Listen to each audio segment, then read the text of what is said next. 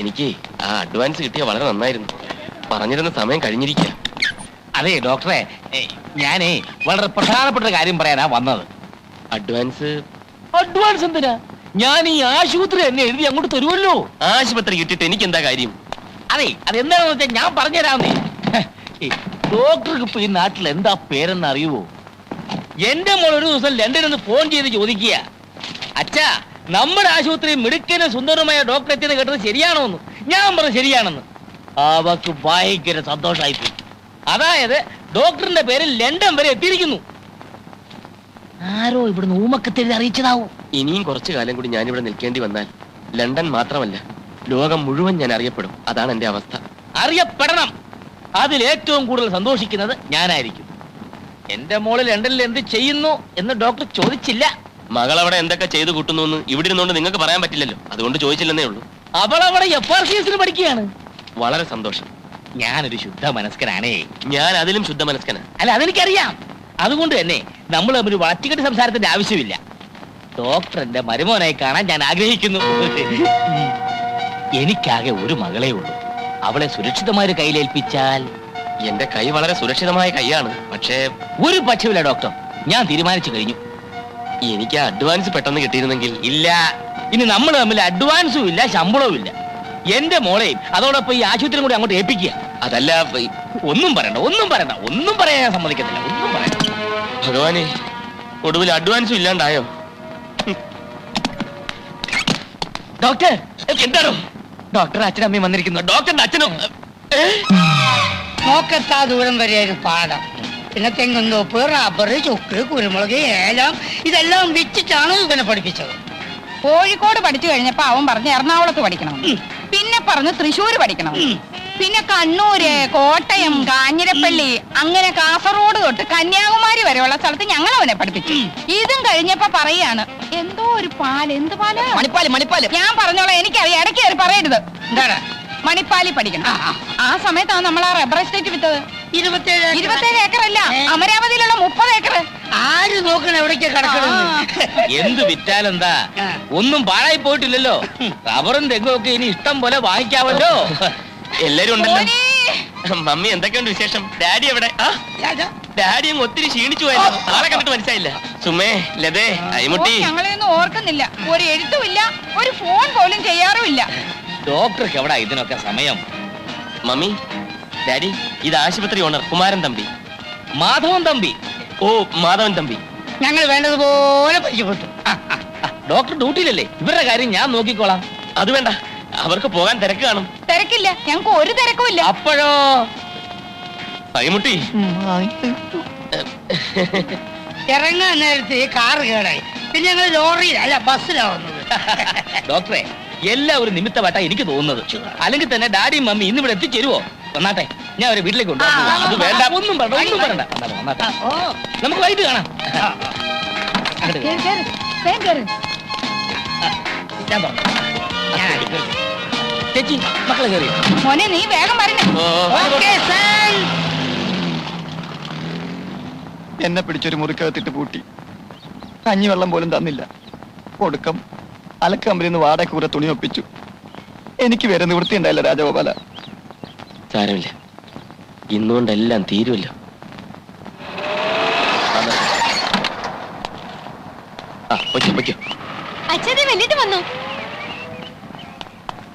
നിങ്ങൾക്കെങ്കിലും കുറച്ച് ബുദ്ധി ഉണ്ടായിരുന്നില്ലേ? പറഞ്ഞൂടായിരുന്നു?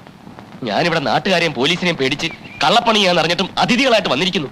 മനുഷ്യനെ കൊലയ്ക്ക് കൊടുക്കാൻ ദ്രോഹികൾ. എല്ലാ കാര്യവും വല്യേട്ടൻ അറിയാവുന്നല്ലേ? മിണ്ടി പോകരുത് മോനെ. അവിടുന്ന് ഇറങ്ങുമ്പോ ഞാൻ പറഞ്ഞാണല്ലോ എന്നെ അന്വേഷിക്കരുതെന്ന്. ഞാൻ നിങ്ങളുടെ ആരുമല്ല, ഇറങ്ങിപ്പോണം. 1 മാസത്തിനകം ദാമുവേട്ടൻ ഓഫീസിൽ നടത്തിയ തിരിമറി പിടിക്കപ്പെടും. മാലതി ഇടത്തി പറഞ്ഞെന്താണെന്നറിയോ? ദാമുവേട്ടൻ ആരുടെയും മുമ്പിൽ ഇന്നുവരെ തല കുനിച്ചിട്ടില്ല. പിടിക്കപ്പെടുന്നതിന് മുമ്പ് രൂപ ഏർപ്പാടാക്കിയില്ലെങ്കിൽ കൂട്ടമരണമേ നിവർത്തിയുള്ളൂ. ദാമുവേട്ടനും മാലതിയേട്ടത്തെയും 3 മക്കളും. അന്ന് രണ്ടും കൽപ്പിച്ചിറങ്ങിയതാ ഞാൻ. അപ്പൊ ഞങ്ങളൊന്നും നിന്റെ ആരുമല്ലേ രാജാ? അതൊന്നും ഇപ്പൊ എന്റെ തലയിലില്ല. അമ്മ മരിച്ചതിൽ പിന്നെ മാലതിയേട്ടത്തെയായിരുന്നു എന്റെ അമ്മ. അച്ഛൻ അന്നും കള്ളം കുടിച്ച് നടക്കുകയായിരുന്നു. അതിന്റെ ഇടയിൽ നിങ്ങളെ കെട്ടുകയും ചെയ്തു. ഭാര്യയുടെ അനിയനെ പഠിപ്പിക്കേണ്ട കാര്യമൊന്നും ദാമുവേട്ടൻ ഇല്ല. ഒടുവിൽ ഞാൻ കേസിൽപ്പെട്ട് ജയിലിലായപ്പം എന്നെ രക്ഷിക്കാൻ വേണ്ടിയാ ദാമുവേട്ടൻ പണം തിരിമറി നടത്തിയത്. ദാമു നിന്റെ ചേച്ചിയെ കെട്ടുന്നതിന് മുൻപ് നിന്നെ ആരാ പൂച്ചിയത്? ആ കണക്കൊന്നും ഇപ്പൊ പറയണ്ട. ഞാൻ ലോക്കപ്പിലായിരുന്നപ്പം എന്റെ മകൻ കാരണം എന്റെ മാനം പോയി എന്ന് പറഞ്ഞുകൊണ്ട് കുടിക്കുന്ന കള്ളിന്റെ അളവ് കൂട്ടിയല്ലാതെ അച്ഛൻ എനിക്ക് വേണ്ടി എന്ത് ചെയ്തു? എന്നെ വന്നൊന്ന് കാണാൻ പോലും കൂട്ടാക്കിയോ? ദണ്ണ ഉണ്ടച്ചാ, അതൊക്കെ ഓർക്കുമ്പോ എനിക്ക് നല്ല ദണ്ണ ഉണ്ട്. ആ പോട്ടെ, നമുക്ക് കഴിഞ്ഞൊക്കെ കഴിഞ്ഞ് രാജ. ഇപ്പോഴത്തെ കാര്യം സംസാരിക്കാം. എനിക്കൊന്നും സംസാരിക്കണ്ട. എല്ലാവരും എത്രയും വേഗം ഇവിടുന്ന് കാലിയാക്കണം, അത്രേ വേണ്ടു. അലക്ക് കമ്പനി തുണി എടുത്തോണ്ട് വന്നിരിക്കുക. എന്തൊക്കെ ആയാലും ഞാൻ നിന്റെ അച്ഛനല്ലാന്ന് നിനക്ക് പറയാൻ പറ്റുമോ? നിന്റെ എല്ലാ കാര്യങ്ങളും ഉത്തരവാദിത്തോടു കൂടി ചെയ്യാൻ എനിക്കല്ല മറ്റാർക്കട മോശം. എന്റെ എന്ത് കാര്യം? അങ്ങനെ ചോദിക്ക്. ഞങ്ങളെല്ലാം സംസാരിച്ചു. നിന്റെ തമ്പി സാറിന്റെ മോളുടെയും കല്യാണം ഞങ്ങൾ അങ്ങോട്ട് ഉറപ്പിച്ചു. നിങ്ങൾക്കൊന്നും നാണവും മാനവും അല്പം പോലും ഇല്ലേ? ലണ്ടനിൽ നിന്ന് FRCS പാസ്സായ ഒരു പെൺകുട്ടിയെ വ്യാജ ഡോക്ടറായ ഞാൻ കല്യാണം കഴിക്കാനോ? എന്താ നിങ്ങളുടെയൊക്കെ ധാരണ?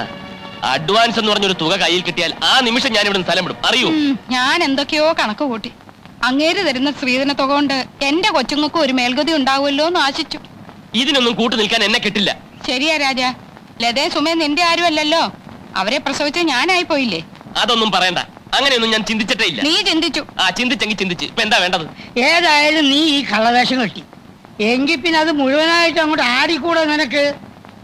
ഈ സ്ത്രീധന തുക കിട്ടിയ മാലതിയുടെ പ്രശ്നവും നിന്റെ ഈ അനിയത്തിമാരുടെ പ്രശ്നം എല്ലാം അങ്ങോട്ട് പരിഹരിച്ചൂടെ രാജ? സ്ത്രീധന തുക വാങ്ങിച്ച് ആരാ കെട്ടുന്നത്? അച്ഛനാണോ? അവർക്ക് എന്നല്ലല്ലോ ആവശ്യം. ഇഷ്ടം പോലെ പണമുള്ള പാർട്ടീസ് അല്ലേ. എടോ കെട്ടുന്നില്ലെങ്കിൽ കെട്ടണ്ട. കെട്ടാന്ന് പറഞ്ഞാൽ കാശ് ഇങ്ങോട്ട് കൈക്കിലാക്കിയ അതിപ്പോ നീ ചെയ്യുന്നതിനേക്കാൾ വലിയ രക്ഷമല്ലല്ലോ. സത്യമായിട്ട് അച്ഛൻ എന്റെ അച്ഛൻ തന്നെ. അങ്ങനെ വല്ല മോഹവും മനസ്സിലുണ്ടെങ്കിൽ അതിപ്പോഴേ നുള്ളി കളഞ്ഞേക്ക്. ഏതായാലും ഞങ്ങൾ നാളെ നാട്ടിലേക്ക് പോവാ. അവിടെ ചെന്നിട്ട് പെമ്പിള്ളേരുടെ കല്യാണ കാര്യം നിശ്ചയിക്കും. നീ കല്യാണത്തിന് സമ്മതിച്ചേ പറ്റൂ. മടുത്തു വല്യേട്ടാ. ഭാര്യ നമ്മുടെ അച്ഛനും അമ്മയും ഒക്കെ തന്നെ. പക്ഷേ ഏത് രീതിയിലും പണം കിട്ടണമെന്നുള്ള ചിന്തയെ അവർക്കുള്ളൂ. എന്തായാലും വല്യേട്ടൻ ഞങ്ങൾക്ക് വേണ്ടി ഒരു തെറ്റും ചെയ്യണ്ട. എന്തും അനുഭവിക്കാൻ ഞങ്ങൾ തയ്യാറാണ്.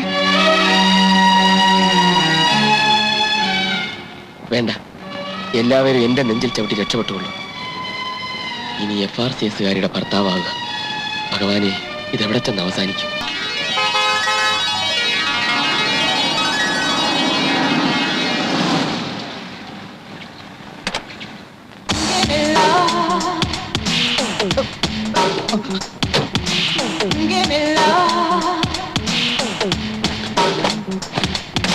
രാഘവ, മാധവി, എല്ലാരും പെട്ടെന്ന് വാ.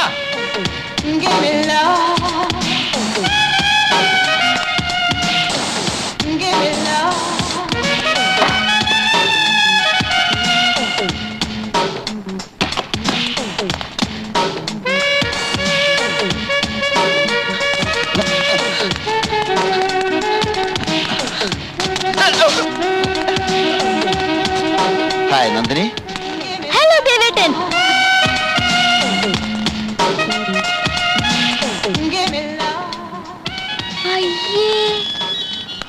ഇതെന്താ ഇങ്ങനൊരു വേഷം? അത് ഒരു രസം. ആശുപത്രിയിലെ ഭയങ്കരമായ തിരക്കുകളൊക്കെ കഴിഞ്ഞ് വീട്ടിലെത്തിയാലുടൻ ഞാൻ എപ്പോഴും പാൻസിന്റെ മേലെ ഇങ്ങനെ ഒരു കൈലി എടുത്ത് കൊടുക്കും. അതെന്തിനാ? മാറ്റണം, മാറ്റാം.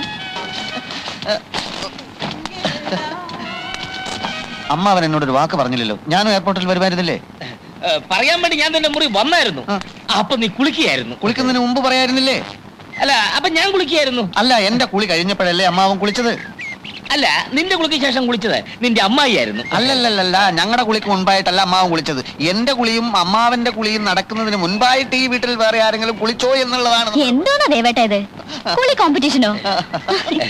ഈ ദേവേട്ടന് ഒരു മാറ്റമില്ലല്ലേ, പഴയതുപോലെ തന്നെ. ആ, നിങ്ങളുടെ കുളി ഡിസ്കഷൻ നടക്കട്ടെ. അതിനിടയ്ക്ക് എനിക്ക് ഏതായാലും ഒന്ന് കുളിക്കണം. അല്ല മഹാദേവ, പിന്നെ ഈ കാറും ഷെഡിലിട്ടേരെ.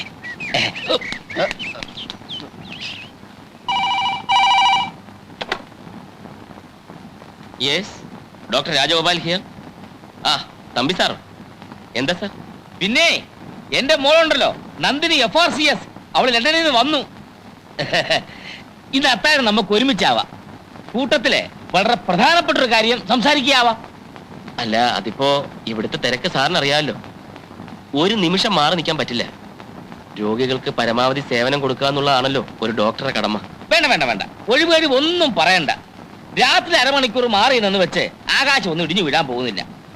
അതിനിടെ വല്ല രോഗികളും ചാകുകയാണെങ്കിൽ അങ്ങോട്ട് ചാകട്ടെ.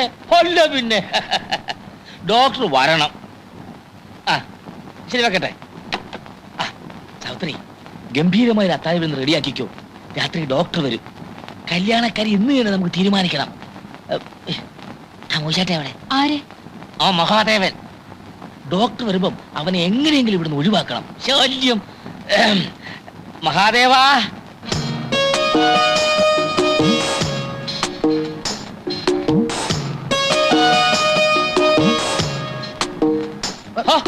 നീ ഇവിടെ വന്ന് നിൽക്കുകയാണ്. അമ്മാവൻ പൊയ്ക്കോ അമ്മാവൻ പൊയ്ക്കോ.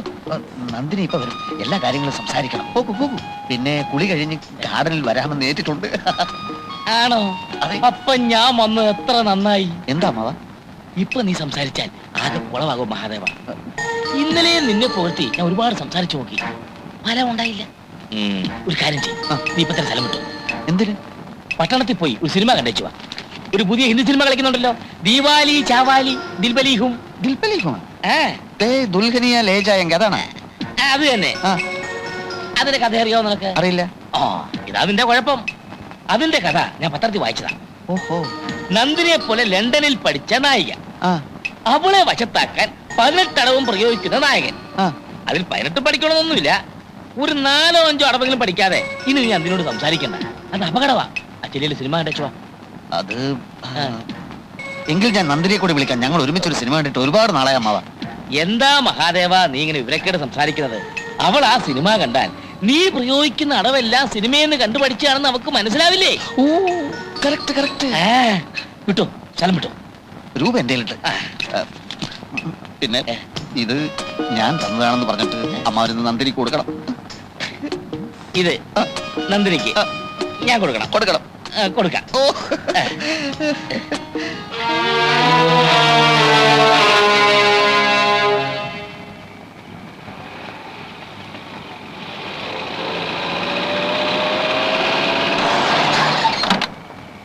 എന്റെ ദൈവമേ, ഇത് ആരായി വന്നിരിക്കുന്നേ? സാവിത്രി, നന്ദിനി, ഡോക്ടർ വന്നു. ഞാൻ കേറുന്നില്ല, നിർബന്ധിച്ചതുകൊണ്ട് വന്നു എന്ന് മാത്രം. ഒരു ആസ്മ പേഷ്യന്റ് അവിടെ ശ്വാസം മുട്ടി കിടക്കുകയാണ്. ഓ, ആസ്മാ രോഗി പിന്നെയും വന്നോ? അവന്റെ ബന്ധു കൂടെയുണ്ടോ? നല്ല തടിമുടുക്കുള്ള ഒരു മാന്യൻ. ഞാൻ ശ്രദ്ധിച്ചില്ല. എന്താ? ഏയ് ഒന്നുമില്ല. ഇവിടം വരെ വന്നിട്ട് കേറാതെ പോകാനോ? നന്ദിനി എത്ര നേരമായി കാത്തിരിക്കാൻ തുടങ്ങിയിട്ട്. വന്നാട്ടെ. ഓക്കെ, പക്ഷെ സംസാരിക്കാനൊന്നും സമയമില്ല. ഓ പിന്നെ വാ ഡോക്ടർ. ഓ, ഇത്രയും ദിവസമായിട്ട് ഇപ്പോഴാണോ ഒന്ന് വരാൻ തോന്നിയത്? ആ മോളെ, ഇത് ആരാണോ നോക്കിയേ? ഞാൻ പറഞ്ഞപ്പോ ഡോക്ടർ കാഴ്ചക്ക് ഇത്രയും സുന്ദരനാണെന്ന് നീ ധരിച്ചിട്ടുണ്ടാവില്ലല്ലേ?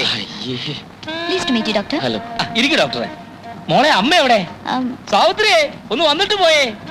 ആ, എന്താ മോളെ നീ ഡോക്ടറോട് സംസാരിക്കാത്തത്? അല്ല, ആസ്മ രോഗി. ഓ പിന്നെ ഒരു ആസ്മാ രോഗി. ഏത് ആസ്മ രോഗി? അത് ആശുപത്രിയിൽ നിന്ന് വരുമ്പോ ഒരു ആസ്മ രോഗിക്ക് ശ്വാസം മുട്ടലായിരുന്നു. ഓഹോ, എന്നിട്ട് എന്ത് മരുന്ന് കൊടുത്തു? അത് മരുന്നൊന്നും കൊടുത്തില്ല. കൊടുത്തില്ലേ? ഇല്ല. ശ്വാസം മുട്ടുന്ന അവസ്ഥയിലാണെങ്കിൽ മരുന്ന് കൊടുക്കാതെ എങ്ങനെയാ? അത് മിക്ക രോഗങ്ങൾക്ക് ഞാൻ മരുന്ന് കൊടുക്കാറില്ല. അതാണ് എന്റെ സ്പെഷ്യാലിറ്റി. അങ്ങനെ മരുന്ന് കൊടുക്കാതെ പല മരുന്നുകളുടെ പേര് പോലും ഞാൻ മറന്നുപോയി. What do you mean? വിളിച്ചോ? പിന്നെ വിളിക്കാതെ.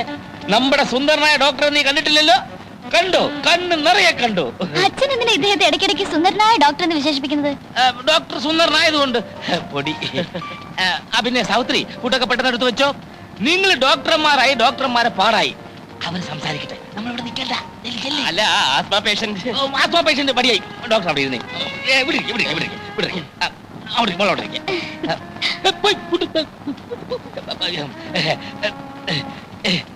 സംസാരിച്ചു. മരുന്ന് കൊടുക്കാതെ രോഗം മാറ്റുന്നത് എങ്ങനെ ഡോക്ടർ? സാധിക്കും. ചില പ്രത്യേക സാഹചര്യത്തിൽ അങ്ങനെ ചെയ്യേണ്ടി വരും. എനിക്ക് മനസ്സിലായില്ല. എനിക്കും മനസ്സിലായി വരുന്നതേ ഉള്ളൂ. മിക്ക രോഗങ്ങളെയും ഞാൻ സമീപിക്കുന്നത് മനഃശാസ്ത്രപരമായിട്ടാണ്. പേഷ്യൻസിന്റെ സൈക്കോളജി, അതിന്റെ കൂടി വല്ലപ്പോഴും ഇത്തിരി allopathy. Allopathy psychology, psychology allopathy. അതാണ് എന്റെ രീതി. അച്ഛൻ എവിടെ? ഡോക്ടർ എന്തൊക്കെയായി പറയുന്നത്? ഈ രക്തവാദം കൊണ്ടുണ്ടാവുന്ന ഒരു തരം വ്രണമില്ല, ഉവ്വ്. അനാസിൻ ഗുളിക കൊടുത്ത് ഞാൻ ഭേദപ്പെടുത്തിയിട്ടുണ്ട്. ഈ ഗവേഷണം എന്ന് പറഞ്ഞാൽ എന്താ? കണ്ടെത്തൽ. എല്ലാം ഇവിടെ ഉണ്ട്, നമ്മൾ കണ്ടെത്തണം. ആഫ്രിക്കയിലെ ബറൂണ്ടി മലയുടെ കീഴിൽ കൊങ്കോമ എന്ന ആദിവാസികൾക്ക് അറിയാവുന്ന ഒരു പച്ചലയുണ്ട്. ആ ഇല ക്യാൻസറിനെ പരിപൂർണമായി ഭേദപ്പെടുത്തും. No, it's impossible. Yes, it is possible.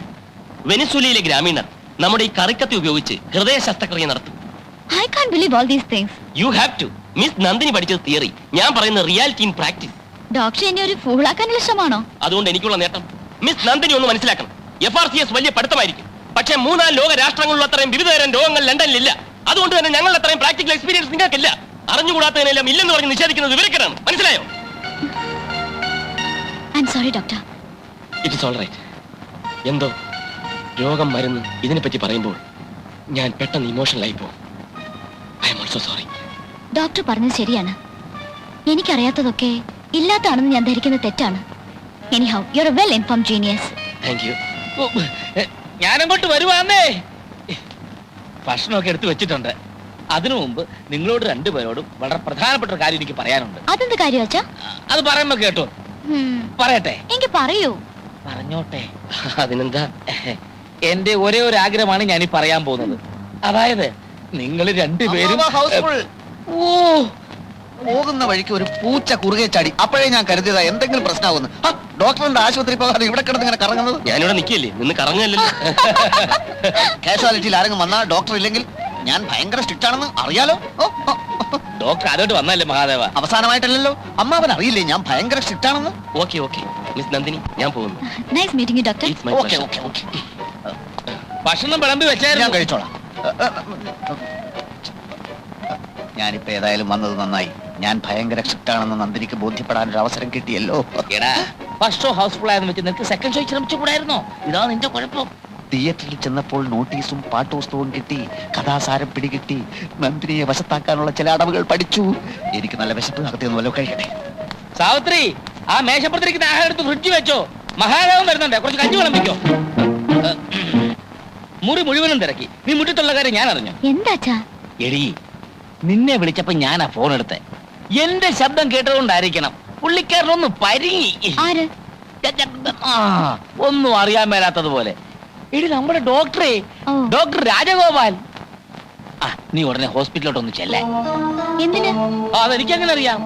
രണ്ടുപേരും ഡോക്ടർമാരാകുമ്പോ തമ്മി എന്തെല്ലാം കാര്യങ്ങൾ പറയാൻ കാണും. രോഗത്തെ പറ്റി, രോഗികളെ പറ്റി. ഇത് വല്ലതും എനിക്കറിയാവോ? ആ ചെല്ലി അങ്ങനെയോടെ നിന്നെയും കാത്തിരിക്കുക. പിന്നെ ഞാനല്ല സൂചിപ്പിച്ച കാര്യത്തെ പറ്റിയും പുള്ളിക്കാരൻ വല്ലതും പറയാനുണ്ടെങ്കിലോ? എനിക്കൊന്നും മനസ്സിലാവുന്നില്ല അച്ഛാ. നീ ഇത്രയൊക്കെ മനസ്സിലാക്കിയാ മതി. ചെല്ലേ, ഈ ഉടുപ്പൊക്കെ ഒന്ന് മാറിക്കാൻ മോളെ. ആ, ചെല്ലു മോളെ, ചെല്ല്.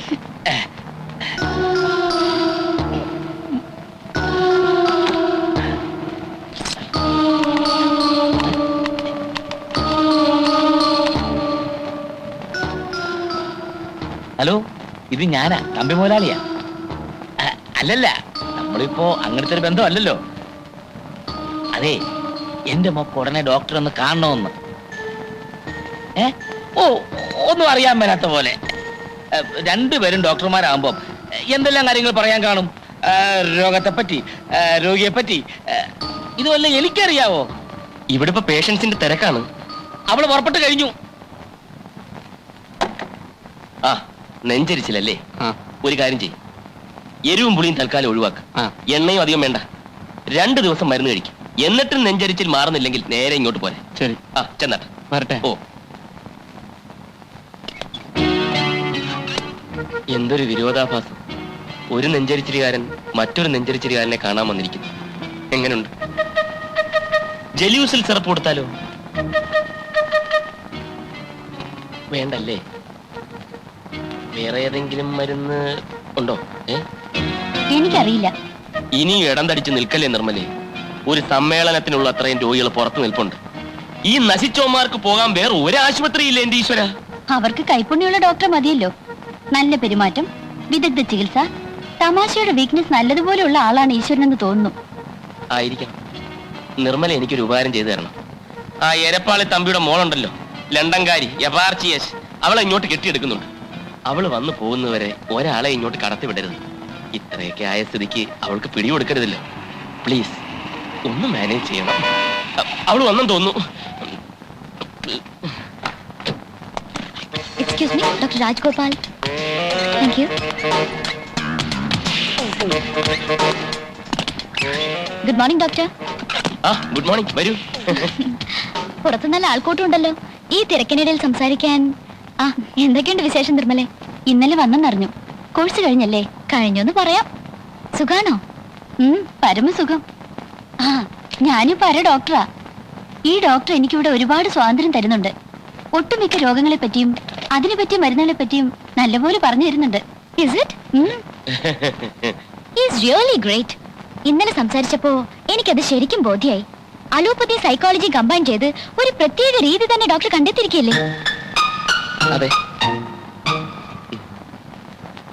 അപ്പൊ നിങ്ങൾ സംസാരിക്കേ, ഞാൻ വരാം. ഇരിക്കൂ. ആ, എന്താണ് ഡോക്ടർക്ക് സംസാരിക്കാനുണ്ടെന്ന് പറഞ്ഞത്? ഈ ചോദ്യം ഞാൻ അങ്ങോട്ടല്ലേ ചോദിക്കുന്നത്? അല്ല, അച്ഛൻ പറഞ്ഞു. അതെ, അച്ഛൻ പറഞ്ഞു. അല്ലല്ല, ഞാനാ പറഞ്ഞത്. എനിക്ക് ഒരു കാര്യം ചോദിക്കാനുണ്ടായിരുന്നു. ലണ്ടനിൽ എൻ്റെ ഒരു ഫ്രണ്ട് ഉണ്ടായിരുന്നു, FRCS അല്ലല്ല MRCP, ഓ, ഒരു ഡോക്ടർ കൊച്ചിപ്പൻ. അവനെ പറ്റി ചോദിക്കാനായിരുന്നു. കണ്ടോ? അവനെ അവിടെ വെച്ച് കണ്ടോ? കൊച്ചിപ്പനോ? അതാരാ? അപ്പൊ കണ്ടില്ല. ഇതാണോ അത്യാവശ്യ കാര്യമാണെന്ന് പറഞ്ഞത്? ഇത് ഫോണിൽ കൂടെ തന്നെ സംസാരിക്കായിരുന്നല്ലോ. ആകാമായിരുന്നു. അതോ വേറെ വല്ല സംസാരിക്കാനുള്ള മുഖവരിയാണോ ഇത്? എന്ത് മുഖവര? അച്ഛൻ ചില കാര്യങ്ങളൊക്കെ എന്നോട് പറഞ്ഞു. എന്ത് കാര്യം? നമ്മൾ തമ്മിൽ എത്രയും പെട്ടെന്ന് കല്യാണം കഴിക്കണം അത്രേ. ഞാനത് കേട്ട് ചിരിച്ചുപോയി. സ്വന്തം അച്ഛനെ പരിഹസിക്കാൻ പാടില്ലായിരിക്കാം, ബട്ട് ഈസ് റിയലി ഫണ്ണി. എങ്ങനെയുണ്ട് ഞാൻ ഡോക്ടറെ കല്യാണം കഴിക്കാൻ? എനിക്ക് മനസ്സിലായില്ല. ഞാനെന്താ അത്രയ്ക്ക് മോശമാണ്? ഇന്നലെയല്ലേ നമ്മൾ പരിചയപ്പെട്ടത്? അതുകൊണ്ട് ഒരു ദിവസത്തെ പരിചയം വെച്ചോണ്ട് ഓക്കെ ഞാൻ ഡോക്ടറെ കല്യാണം കഴിക്കാം എന്ന് പറയാനൊക്കോ? ശരിയാണ്, ഒരു ഡോക്ടർ എന്ന നിലയിൽ എനിക്ക് ഡോക്ടറോട് ബഹുമാനമുണ്ട്. എന്ന് വെച്ച് പരസ്പരം അറിയാതെയും മനസ്സിലാക്കാതെയും അതെന്തൊരു കല്യാണമായിരിക്കും? ഒന്ന് ആലോചിച്ച് നോക്കൂ ഡോക്ടർ. പക്ഷെ പ്രായപൂർത്തിയായ ഒരു മകളെ കുറിച്ചുള്ള അച്ഛനമ്മമാരുടെ വേവലാതി നമ്മൾ മനസ്സിലാക്കണ്ടേ? അല്ല, നന്ദിനി പറഞ്ഞാണ് ശരി. ഒരു വിവാഹത്തിന്റെ കാര്യമാവുമ്പം എല്ലാം നന്ദിനിയുടെ ഇഷ്ടം. There you are.